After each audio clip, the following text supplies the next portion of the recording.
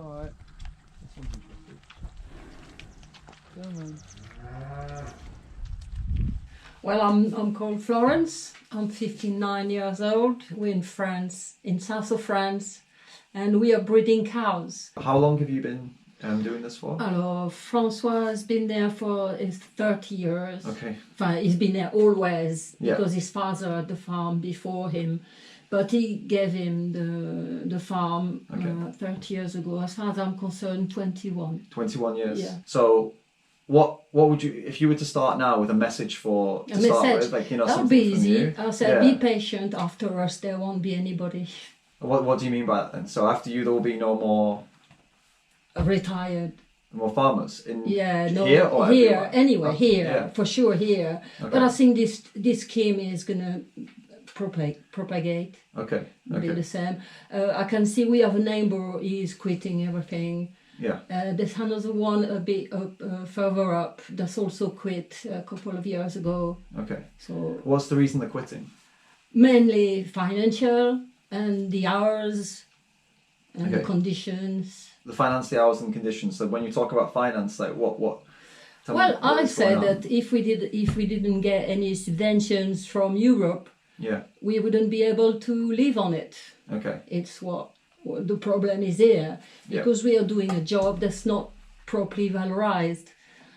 If we wanted to live of what we do, the meat should cost 3 times more, and people should buy it 3 times more 3 times, expensive. Yeah. So the EU is giving subsidies, or you call it intervention, did you say it was called? I call it money. Yeah, okay, money. Yeah, so they're giving you money. Yes, I think is to allow the middle class to eat meat, Okay. French meat. Okay.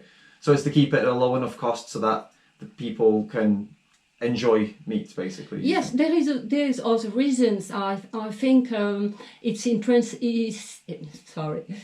interesting for Europe that France keep the faces it has.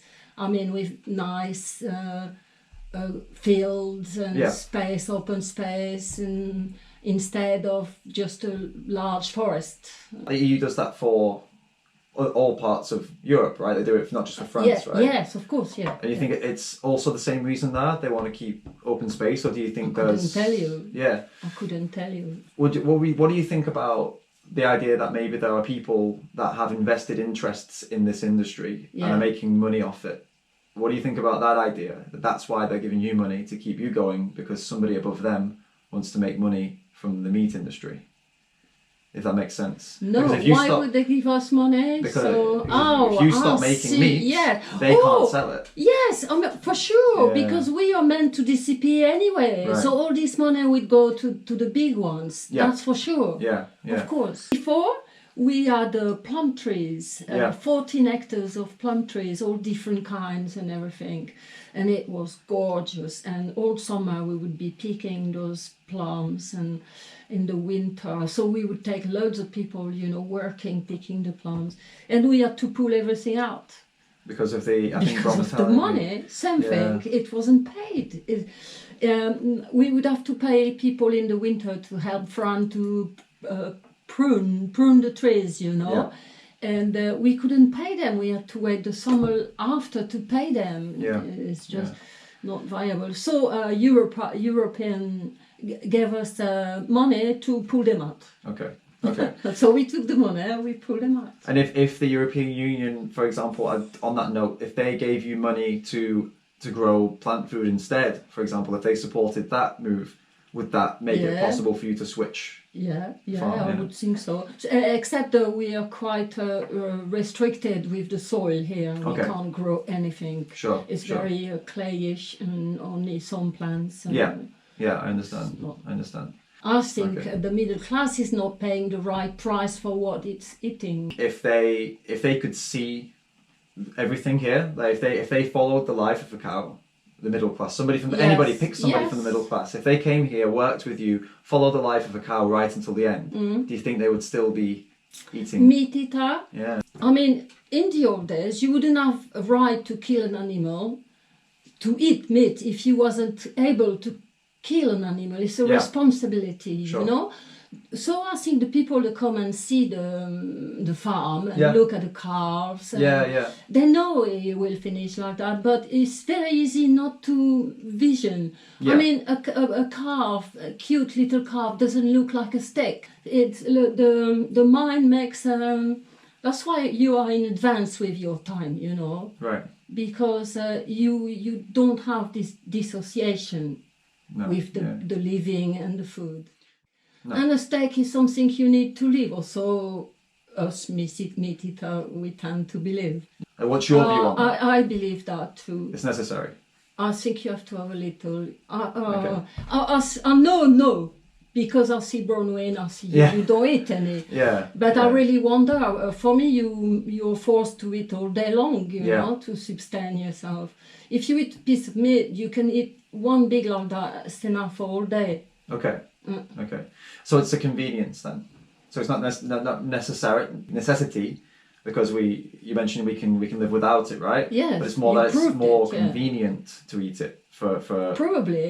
right. Okay. Probably that's what it is. More simple, yeah. Okay. So I take a piece of meat, Yeah. table, and that's it. Okay. Imagine if you woke up tomorrow and imagine that you became allergic.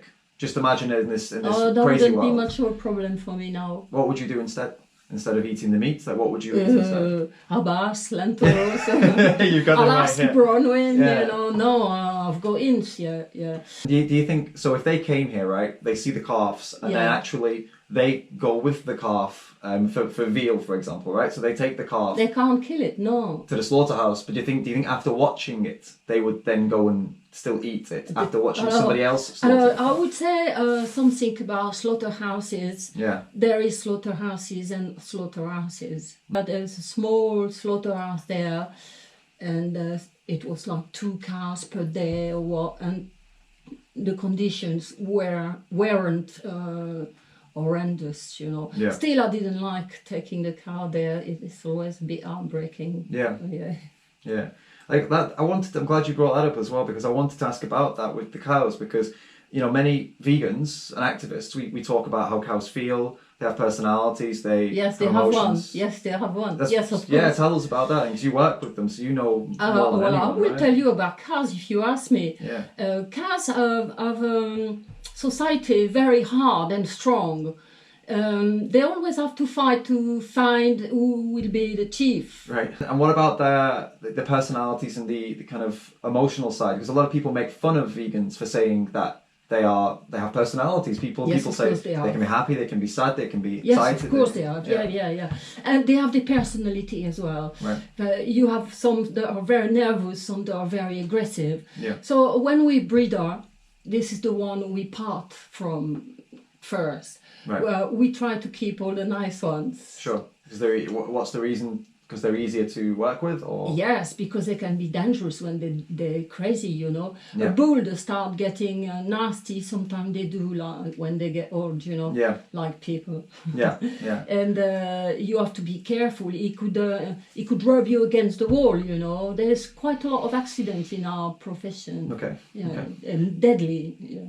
The reason I wanted to talk about the personalities and the feelings and is that you mentioned that it's sad to take them to the slaughterhouse when you've taken them, that it's been sad. And what's talk me through They feel it. They feel something when they arrive at this place.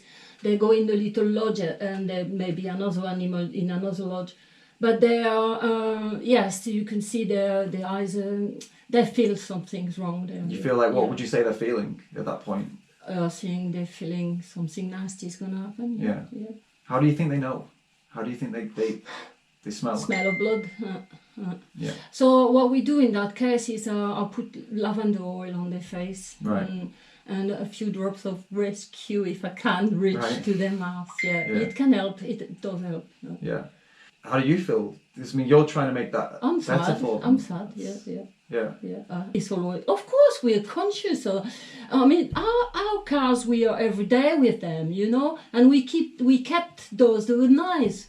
I mean, somewhere, of course, they're all friends. What do you think holds people back? What do you think is the number one? If you're going to pick any one thing. Of what? The number one thing that stops people from saying no more animal products. Like, what do you think Tradition? is... Tradition? Do you think it's number one? Yeah. Yeah. Tradition, yeah. I think I would agree, actually. I think it is probably the number one thing. Would you want that to change? Like, would you want the tradition to change? If you could do it, would you try to change it? I'm not that kind of a fighter, I don't think. But I'm happy some do it.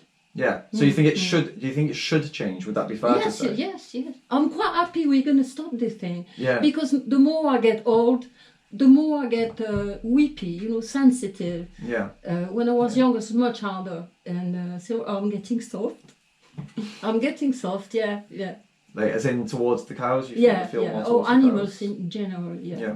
In the old days, I mean, the cow was sacrificed like a sacrifice to Mother Nature, with respect. I agree in the sense that respecting, if you have to kill someone or you have to kill an animal, respecting them is important. If it's necessary, that's the draw line for me. Yeah. You mean broken leg can't be repaired? If it's absolutely, or in some cases where humans have to. There are cases in the world where humans have to.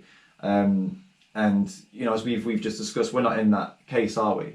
We don't account for that. Like me and you and Bron and anybody around here, we're not in the situation where we have to, right? So that's where I agree with you is absolutely if it has to be done, it's done with respect. But if it doesn't have to be done, how can it be done with respect? If it doesn't have to be done. Yeah. You know what I mean? It doesn't have to be done. Yeah, sure. Yeah.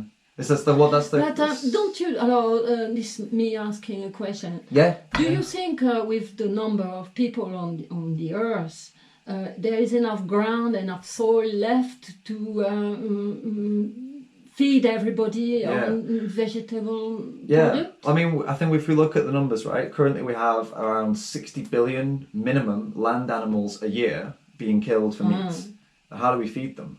We have enough plant food to feed 60 billion land animals, but we don't have enough plant food to feed 7 billion humans. Yeah, we would have that land to make protein. I mean, that's oversimplified, really oversimplified. All of that land couldn't be used, but the majority of that land could be used, I think. I mean, I'm not an expert. I'm not going to claim to be an expert on growing crops, but I mean, I'm pretty sure that most of that land. Be careful. As soon as there is some land without cattle on it, there will be houses on it. You can look. We used to have all that as fields before, and there's houses on it now. There's a few things I'm still curious about.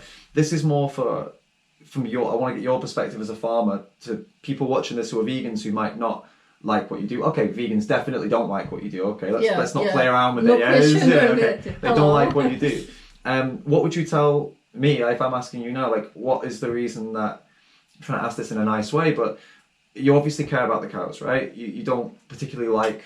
You've said both actually. You and Francois said you don't like this job anymore. You've become more emotional. He's finding it just difficult and it's not enough money anymore. There's not. So what does stop somebody like you? Imagine there's farmers all like you all over Europe and all over the world that are in the same position. And what's stopping them and you from changing? What do you think is tell us about it. How hard is it? Like what's going on that prevents you from changing to something else? Or how could you change? We invested a lot in what we're doing. We've got free tractors. We've got all the structure. We couldn't even change for sheep. It's all for cows. Yeah. So we have to carry on what we're doing. Yeah. Or leave it. Okay. Yeah. And what would happen? You don't have to answer me if you don't want to, but what would happen if you left it, for example? We would be really poor. Yeah. We wouldn't have nothing. Do you think that the existence of some kind of support or some kind of organisation to help farmers like you switch, do you think would farmers be interested in that? So, for example, an organisation that could show people how to change, do you think that would be useful in Europe? I don't know. It depends. It depends what the project is like, Yeah. But you think people like yourself would be interested? I mean, just to hear it? Sure, I'd love to. I'm not the boss. Yeah. I mean, just curious to like if it existed. I don't know what kind of project you're thinking about. They have in America they have one, but I don't know if we have one in Europe. But they have a pedagogic kind of thing. Yeah, they teach them how they can change their cattle ranch into something that's not related to animals. So it could be growing food or well, other Fran things. wanted to do the hay and sell hay because there is needs for that. Yeah. And he reckons he would earn the same money as he does with the cow. Okay. So that's a project without animals, for animals. Yeah. It's still for animals. If we produce some hay, it's to feed animals. They're going to go to the slaughterhouse as well. We don't really break the chain. We just have a good consciousness after that. You see? Yeah, because it's not you that's doing. Yeah. Okay. Tell me if I'm wrong, but I feel like what you're saying is that you're kind of stuck between a rock and a hard place, right? So it's saying you either keep the cows, but you don't want to do this anymore because of all the reasons you've said. So we're going to stop progressively. I think that's what we're going to do. But if you wanted to stop right now, you would end up with no way to live. Fuck all. See, what? I don't think many individuals understand the position that the government has put think we're farmers rich, in. aren't they? I think they don't understand the government has put you in that position, right? Yeah. They've entered you into a situation where you are reliant on them. Yeah, absolutely. Okay? And then now, if you don't want to do what they want you to do, you're poor and you can't survive. I know you right? can't. Even if you wanted to, because you don't like what you're doing to the cows anymore. You said that you'd rather you go attached to them. You talked about the emotional side of taking them to to sell them and things. But if you want to stop, then you can't. You can't really. No, that's why we don't do it. That's why he works 50 hours a week. He's always working. I go 4 hours a day. He is 50 hours a week. Yeah. Always, all day. And the point I'm trying to stress here, if it wasn't already obvious, is that it's not necessarily if we as activists attack farmers, you're still in the same position as you were before.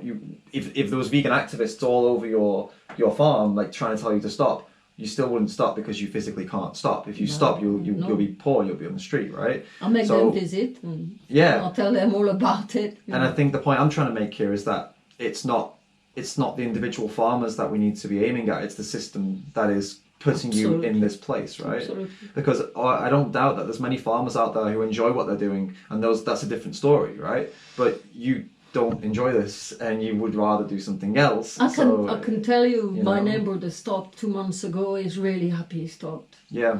What do you think of people like me who are going out and trying to actually change the world? Like, what would you say to these people? I said to Bron, I love it because you're futuristic. You're in advance for your time, and it's very hard for you today. Yeah. But you opening the road. I'm sure about it. There's no doubt about it. Cool. Awesome. Well, yeah. I mean, I guess I would summarize. I'd say something. Obviously, I want to give like a good summary as well. And as I said, the point of the interview was to shed a light on your life. Yeah. Yours and Francois' life. And obviously, you're one example of a small farm operating in France, but there's many, many more like yours all over Europe. And I'm sure there are many, many more people with a similar story to yours. Absolutely. And as I said, what I want to do is change the focus of activists and vegans from we farmers shouldn't be enemies. To system. We shouldn't be enemies because we're not necessarily bad people. We just belong to an antique society. That's all. That's a quote right there. That's a quotable sentence. I'm good like that. That's a good one, yeah. Awesome. All right, thank you. We'll wrap it up then. Thank you so much. Well, I invite you for vegan dinner tonight. Oh yeah. Probably good point to mention. We're having a vegan dinner here tonight as well. Thank you. Thank you. We probably shake hands. It's really formal, but that's good. Thanks so much.